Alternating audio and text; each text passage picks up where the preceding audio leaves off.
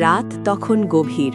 কুয়াশাচ্ছন্ন rail লাইনে দ্রুত গতিতে ছুটে চলছিল একটি এক্সপ্রেস ট্রেন। ট্রেনের শত শত যাত্রী তখন গভীর ঘুমে মগ্ন।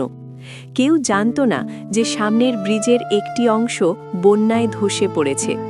ঠিক সেই সময় রেল লাইনের পাশে থাকা একটি ছোট্ট পথশিশু কুকুরছানা, যার নাম স্থানীয়রা দিয়েছিল টাইগার, বিপদের আঁচ করতে পারে। সে অনবরত চিৎকার করতে শুরু করে। যখন দেখল ট্রেনটি থামছে না, তখন সে জীবনের ঝুঁকি নিয়ে লাইনের মাঝখানে দৌড়ে এসে পাগলের মতো চিৎকার করতে থাকে। ট্রেনের চালক দূর থেকে লাইনের ওপর ছোট কিছু একটা নড়াচড়া করতে দেখে এবং অস্বাভাবিক চিৎকার শুনে তৎক্ষণাৎ ইমার্জেন্সি ব্রেক কষেন।